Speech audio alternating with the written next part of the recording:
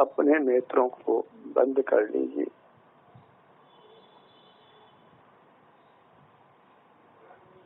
अपने स्वाभाविक आनंद को भोगने के लिए अपने ध्यान को अपने आप पर ही ले आइए। सुख आपके भीतर ही है, बाहर नहीं है। बाहर सुख का भ्रम है। मृगमरीचिका के समान रेगिस्तान में पानी दिखाई देता है, पर वास्तव में पानी नहीं है। ऐसे ही बाहर की दुनिया में हमें सुख प्रतीत होता है, पर वह वास्तविक सुख नहीं है। सुख सा लगता है,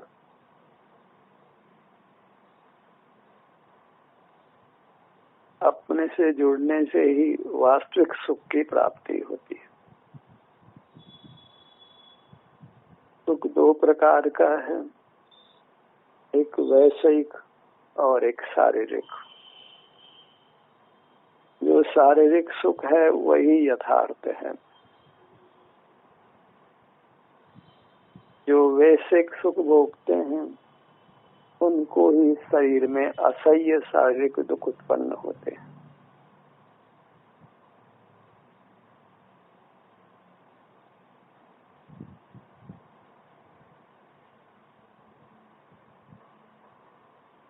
जो पशुओं में नाना प्रकार से बूचड़ खाने में मारा जाता है, बलि दी जाती है,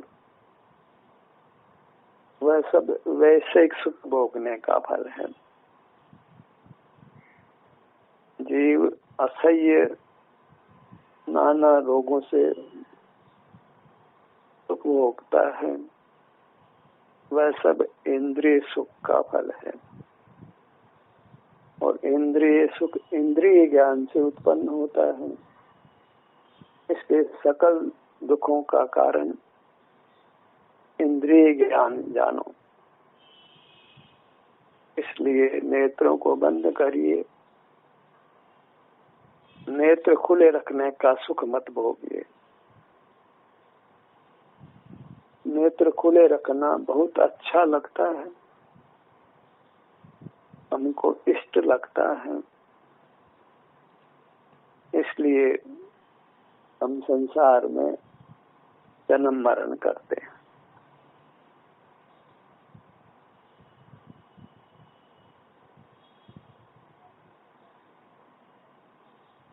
सिर से पांव तक इतना ही आनंद का स्रोत है, आनंद का सागर है। क्षेत्र से सीमा सहित है और भाव से असीम है।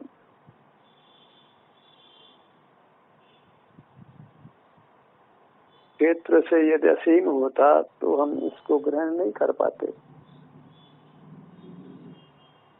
पेट से पांव तक हमारी सीमा है, जो हम अनुभव में ले सकते हैं और सुखी हो सकते हैं। एकदम आसान है। जो कठिनाई है बस वो इंद्रियों को बंद करने की है।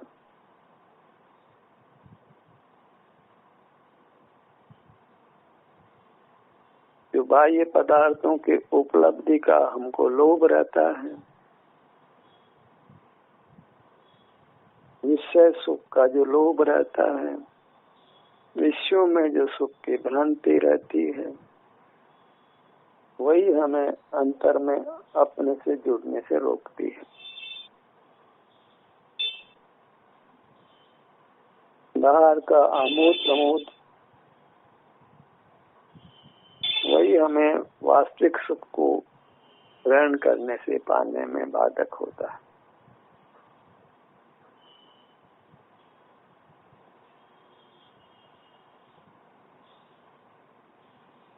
बाहर का आमोद प्रमोद पराधीन है, नाना कष्टों से युक्त है।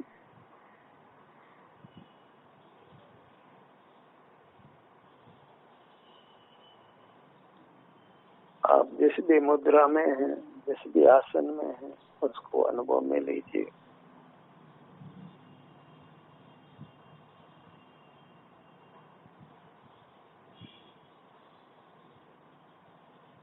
हमारे पूरे विस्तार में हमें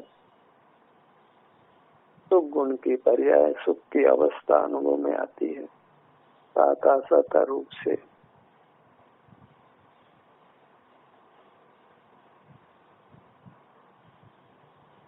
आसाता दुखदाचित है, कर्म के उदय से है, और जो साता है सुख है, उसके लिए किसी पदार्थ की आवश्यकता नहीं। सुख हमारा स्वभाव होने से न उसको किसी कर्म के उदय की आवश्यकता है, न किसी बाह्य सामग्री की आवश्यकता है। जीने को मीठा रहने के लिए कोई वस्तु नहीं चाहिए, सोने को पीला रहने के लिए कोई बाह्य सामग्री नहीं चाहिए। हमको सुखी रहने के लिए, अनंत काल तक सुखी रहने के लिए अणु मात्र पदार्थ की आवश्यकता नहीं है। हमने मोह से कल्पना कर रखी है कि सुख के लिए हमें यह चाहिए वो चाहिए, क्योंकि हम अंतर में सुख के स्रोत से नहीं जुड़ते। जो अंतर में सुख के स्रोत से जुड़ जाता है, अपने आप से जुड़ जाता है, उसको किसी पदार्थ की आवश्यकता नहीं रहती। बस निरंतर अंतर में बने रहने की आवश्यकता है।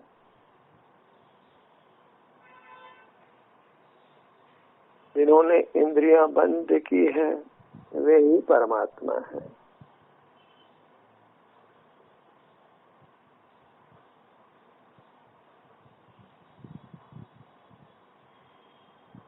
वे ही सुखी है। उनका सुख उनको मिलता है, हमें नहीं मिलता।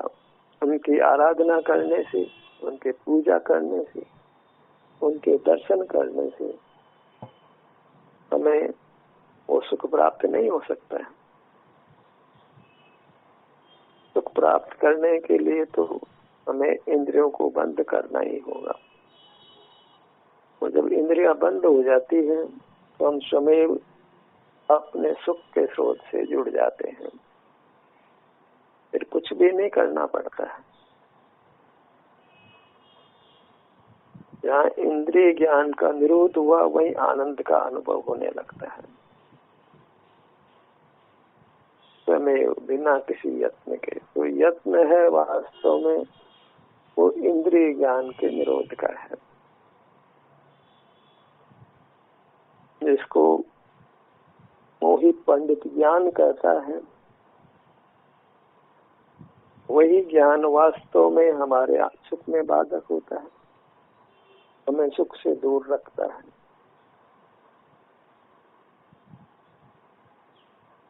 पदार्थों का जानना ज्ञान कहलाता है।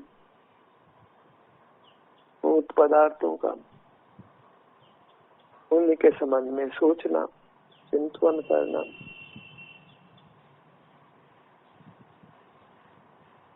वही हमें हमारे अनुभव से दूर रखता है। सारा जगत ज्ञान के पक्ष में है, इसलिए हम आप किसी से भी ज्ञान के निरोध की बात नहीं कर सकते हैं।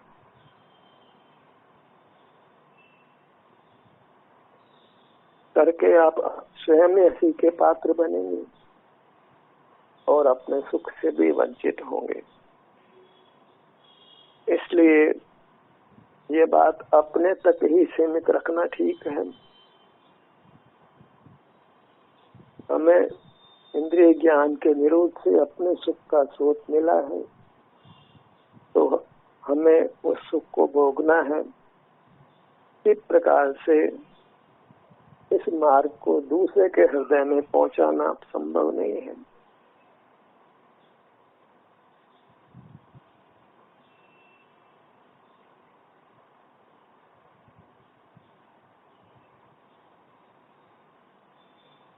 लक्ष्मी और सरस्वती के पुजारी सर्वत्र हैं।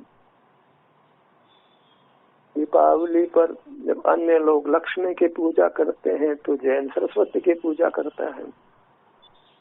कहते तो सारा जगत दुनिया ज्ञान की पूजा है। अनुभव को कोई प्राप्त नहीं करना चाहता है, क्योंकि वास्तव में अनुभव में अंतर्दृष्टि करने पर शरीर में वेदना अनुभव में आती है।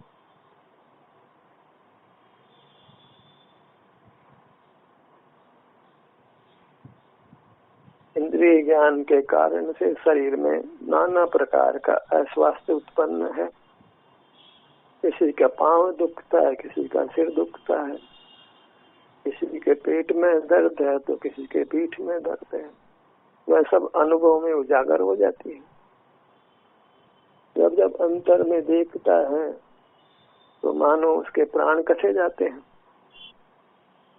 शरीर के विभिन्न भागों में अल्पाधिक वेदना जीवों के पाई जाती है, और वह सब बहिर्मुखता में तो अनुभव में नहीं आती, लेकिन जहाँ अंतर्मुख हुआ वो वेदना खड़ी हो जाती है और जीव फिर अपने से दूर भागने का चाहता है।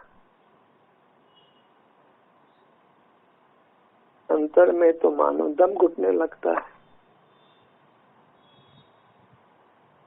सांस रुक जाती है, दम घुटने लगता है। इस सब स्थिति में भी जीव भेद ज्ञान के बल पर के बाहर में रहने पर तो कषाय होती थी, राग द्वेष पैदा होता था, और अंतर में रहने पर भले ही शारीरिक वेदना हो, राग द्वेष कषाय तो पैदा नहीं होती, पाप परिणाम तो उत्पन्न नहीं होता, विषयों की दौड़ तो नहीं होती, विषयों का सेवन तो नहीं होता, और निराकुलता अनुभव में आती है। वेदना के संग में निराकुलता और बाहर में विषय सुख के संग में आकुलता,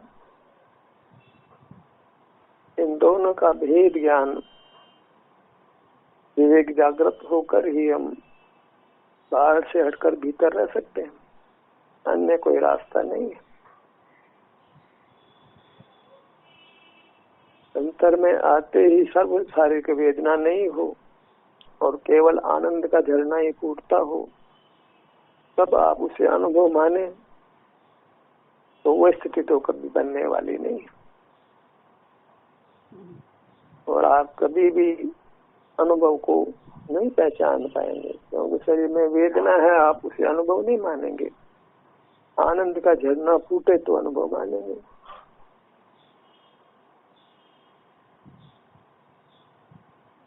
और अनुभव में ऐसा ही आता है कि ये मेरा शरीर है, पेट में दर्द है आराम है, सिर में दर्द है आराम है, और आप शरीर को अपना मानने को तैयार नहीं है, क्योंकि आपने यही पढ़ा है कि शरीर हमारा नहीं है। शरीर में वेदना होती है, आत्मा में तो वेदना नहीं होती है। आत्मा तो शुद्ध है, निर्दोष है, निर्मल है, पवित्र है, उसमें वेदना कैसे हो सकती है? तो अनुभव हुआ है वो आत्मा का नहीं हुआ, वो तो शरीर का हुआ है, और शरीर का अनुभव वो तो अज्ञान है, आर्ध्यान है। अनेक प्रकार की बाधाएं इस अनुभव रूपी मोक्ष मार्ग में आती हैं, जो हमें अनुभव से जोड़ने में बाधक बनती है, और हमें विवेक जागृत करना होगा। बाहर क्या होता है बहिर्मुख रहने पर, और अंतर्मुख रहने पर क्या होता है। अंतर्मुख होने पर सिर से पांव तक ध्यान लाने पर, थोड़ा गहराई से यहाँ ठहरने पर, समय देने पर हमें कुछ अच्छा अनुभव होने लगता है। निराकुलता अनुभव में आती है, हालांकि शरीर में वेदना भी हो तो भी निराकुलता को उसमें हम ढूंढ लेते हैं, पा लेते हैं, तो फिर वेदना के बीच में भी अंतर में खड़े रहते हैं, और फिर इस प्रकार हम संसार के पार को पा जाते हैं।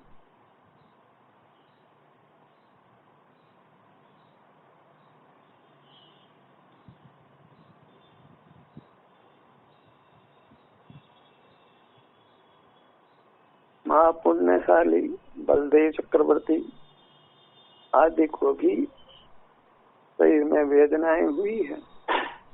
सद्व मोक्ष कामी जीवों को भी असाता के प्रकरण बने हैं, लेकिन विवेक जागृत होने से वे उस वेदना में भी आनंद का अनुभव करते हैं। वेदना निश्चित ही सुख का घात करती है, तथापि जो राग द्वेष की आकुलता का उसमें अभाव है, उस अभाव से वे अपने आप को बहुत सुखी अनुभव करते हैं, निराकुल अनुभव करते हैं। वेदना में उनको निराकुलता लगती है और बाहर वैश्विक सुख में, यश में, वाहवाही में उनको आकुलता लगती है। महापुरुषों के जीवन में यशोगान करने वाले बहुत हैं, जन्म से ही उनके जय जयकार करने वाले लोग होते हैं, अतिशय पुण्य का उदय होता है, लेकिन वो जय जयकार में उनको आकुलता लगती है। सब नतमस्तक खड़े हैं, लेकिन उनको वो स्वीकार नहीं है, और भीतर असाधा का प्रकरण भी है तो वो स्वीकार है। ये भेद ज्ञान हमारे को जागृत हो, ये विवेक जागृत हो, तो हम सिर से पांव तक बने रह पाएंगे।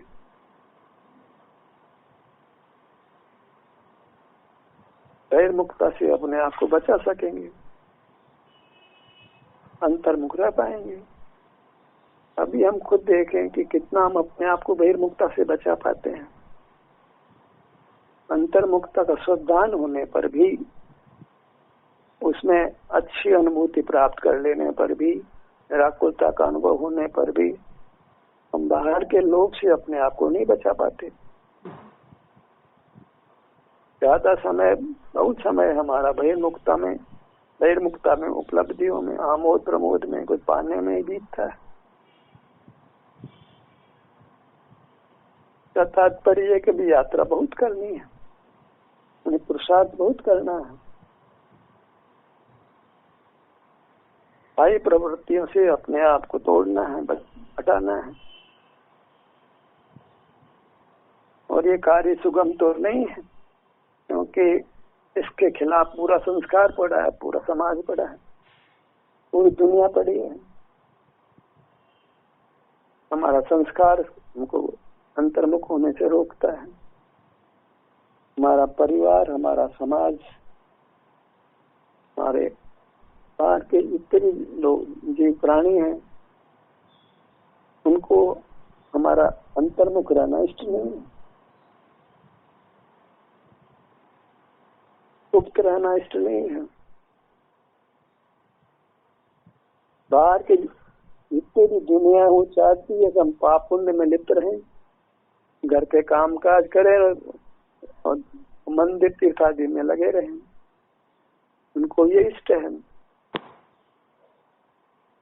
पाप पुण्य ही हम करते रहें, इसके अलावा उनको हमारी कोई चर्या इष्ट नहीं है। हम पाप करते हैं तो राजी है, धनादि अर्जित करते हैं तो हमारा परिवार राजी है, मंदिर आदि जाते हैं, पूजा आदि करते हैं तो हमारा परिवार राजी है, समाज राजी है, दान आदि करते हैं तो समाज राजी है, पर हमारे गुप्त रहने से कोई राजी नहीं। हमको ही राजी होना है उसमें, क्योंकि उससे जगत को कोई लाभ नहीं है।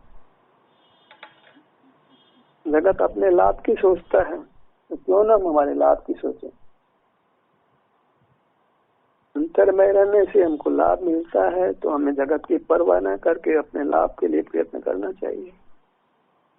जब सब लाभ ही चाहते हैं तो हम क्यों न लाभ के लिए प्रयत्न करें।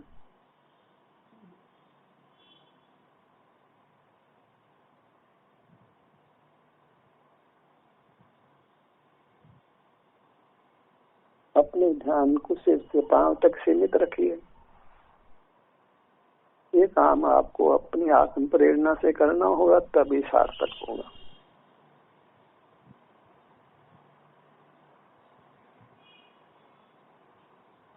अपने सुझाव से, अपनी अंतर प्रेरणा से, अपने विवेक से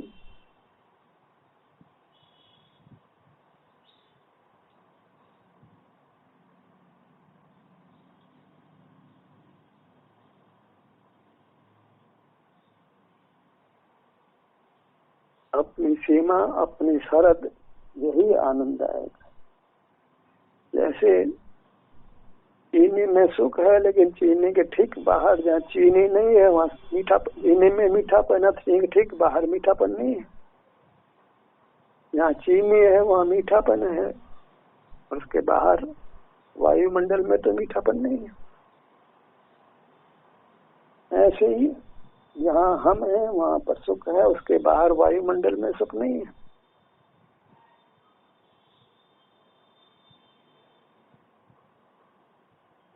अपने में हम रोक पाए, अपने से हम जुड़े रह सके,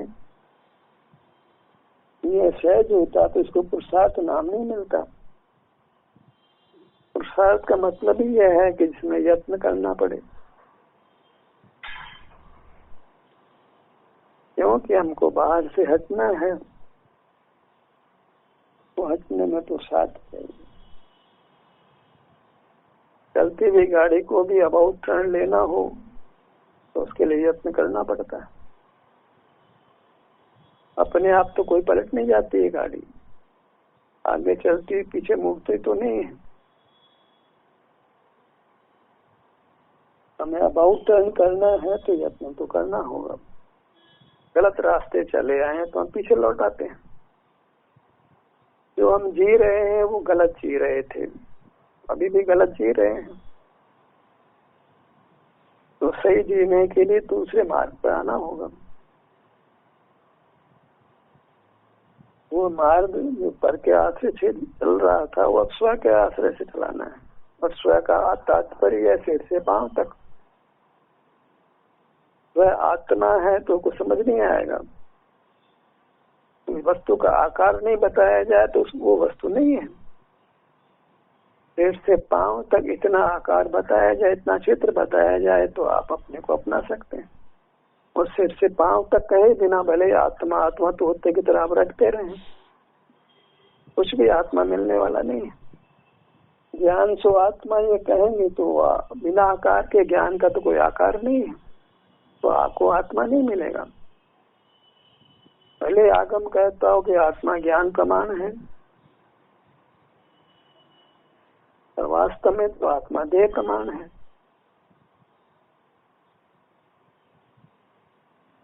प्राप्त देह प्राप्त मूर्त देह के बराबर है आत्मा। ज्ञान का आकार कैसे बताएंगे? आंख से आप देख रहे हैं किसी वस्तु को तो क्या आकार बनता है आत्मा का?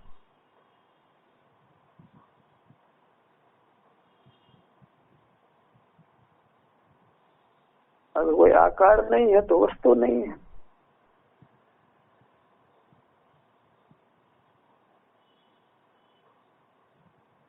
धर्मांध होकर जो भी कोई पंडित कहता है, मुनि कहता है, उसको हम स्वीकार कर लें, तो फिर मार्ग तो बिना परीक्षा के नहीं बनता है। अनुभव से परीक्षा के बिना तो भेड़ चाल है, और भेड़े तो कुएं में गिरती एक के पीछे एक।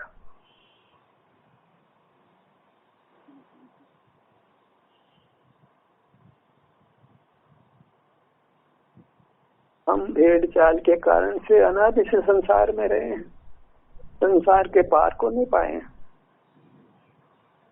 अब भेड़ चाल छोड़कर अकेले सिंह वृत्ति करना होगी। यहाँ आपकी मान्यता से आप ही राजी होंगे, दूसरा कोई राजी नहीं होगा।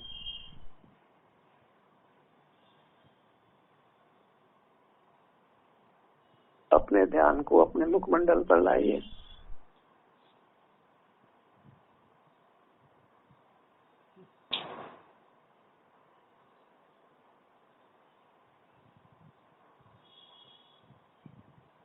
सिर का भाग टॉप ऑफ द हेड, इसके ऊपर आप नहीं है।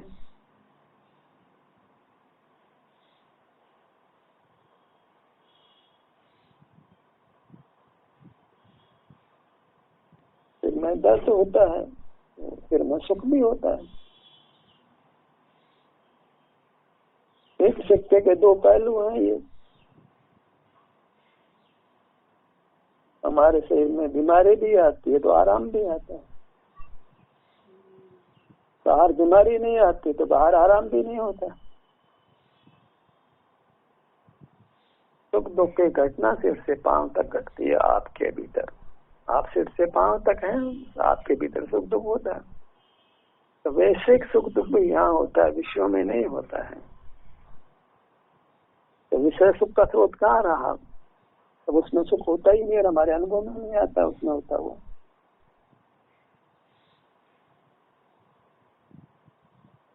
लार्ट का भाग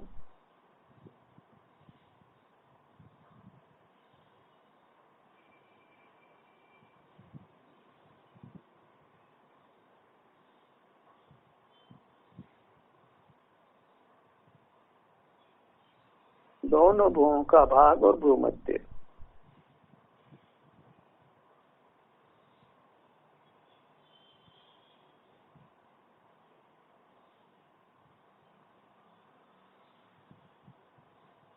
दोनों नेत्र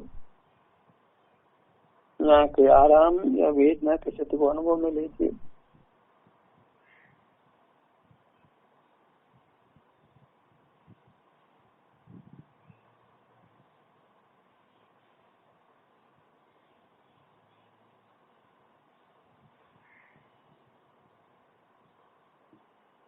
दोनों कानों का भाग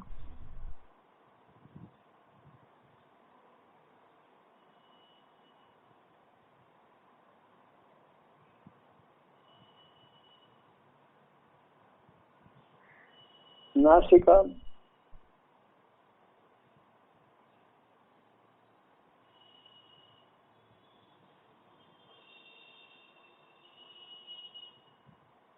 दोनों नथनों का भाग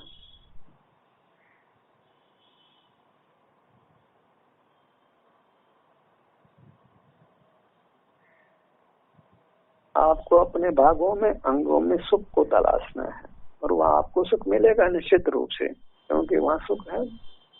भले उसके लिए हमें कुछ समय यहाँ ठहरना पड़े, पुनः पुनः यहाँ आना पड़े, पर आपको मिलेगा। तत्काल ना मिले कभी धैर्य रखिए।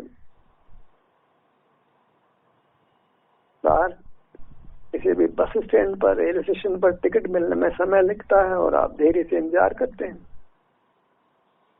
कुछ समय लगता है किसी भी काम को होने में।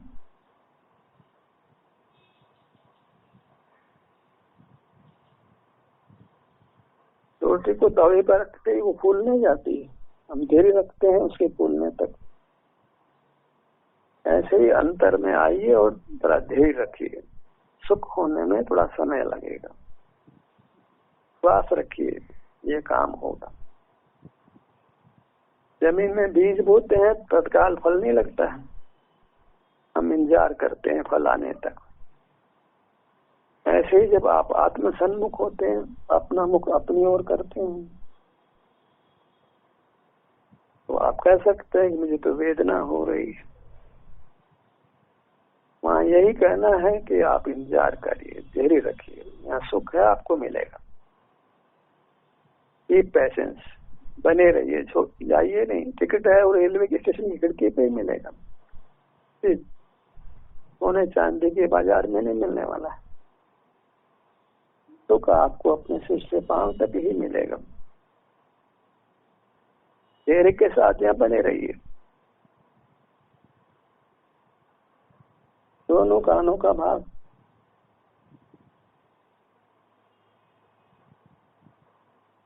दोनों होठों का भाग